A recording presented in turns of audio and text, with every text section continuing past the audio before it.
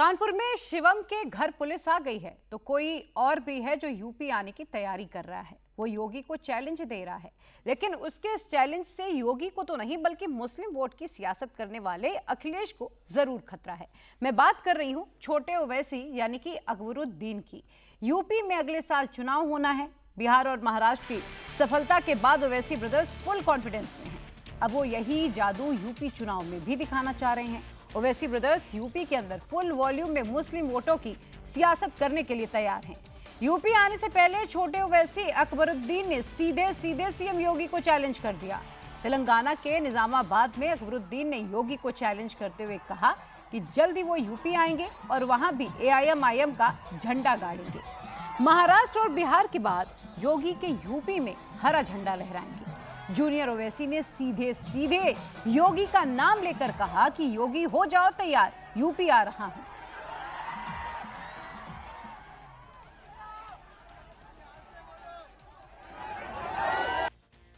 मैं लौंडो पट्टों की बात नहीं करता हूं, मैं इनकी बाप की बात कर रहा हूं। लौंडो का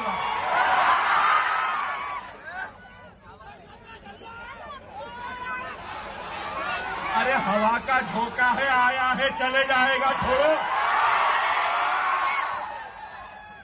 ना लीपने का ना थोपने का, क्या है शु वक्त खराब। देखो वक्त खराब नहीं हुआ,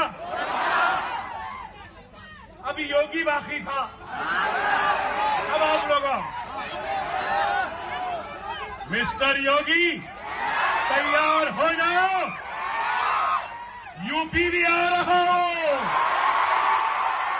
चलेंगे यूपी, चलेंगे, चलो अब इसके बाद में यूपी चलते हैं और यूपी में अपनी ताकत अपने झंडे को गाड़ते हैं और सब झंडे को वहां भी लहराएंगे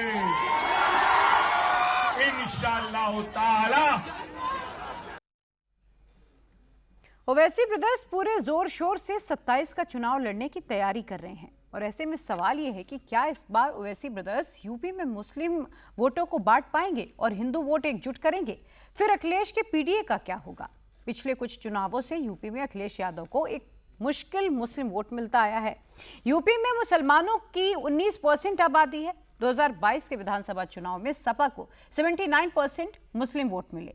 वहीं 2024 के लोकसभा चुनाव में अखिलेश को उनकी पार्टी को ये जो परसेंटेज है बढ़ गए और 92% मुस्लिम वोट मिले थे। लेकिन 27 के चुनाव में ओवैसी भी मुस्लिम वोट के बड़े दावेदार बनकर यूपी आ रहे हैं। तो ऐसे में सवाल है कि फिर अखिलेश के PDA का क्या?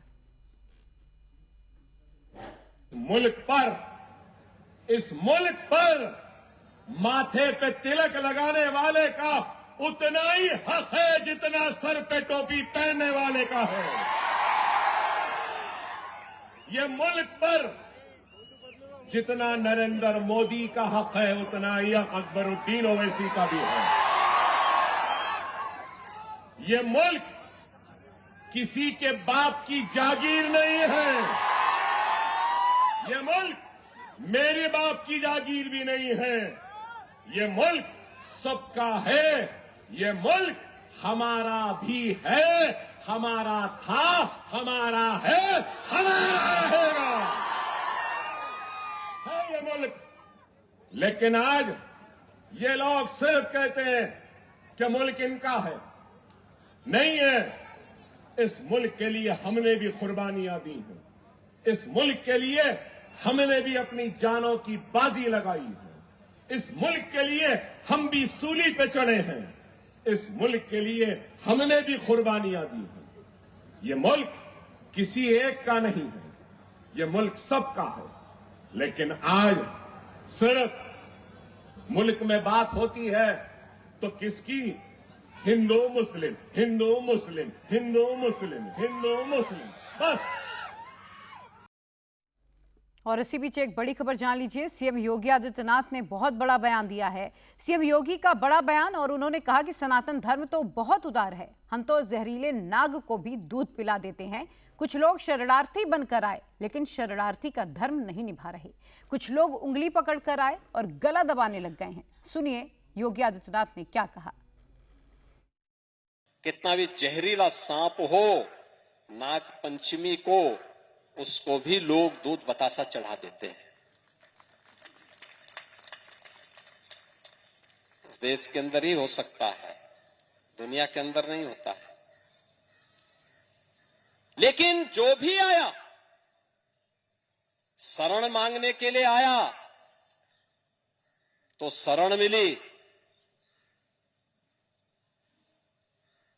लेकिन यहां बहुत सारे लोगों ने शरण तो ली, लेकिन कुछ लोगों ने शरणार्थी के धर्म का निर्वहन नहीं किया।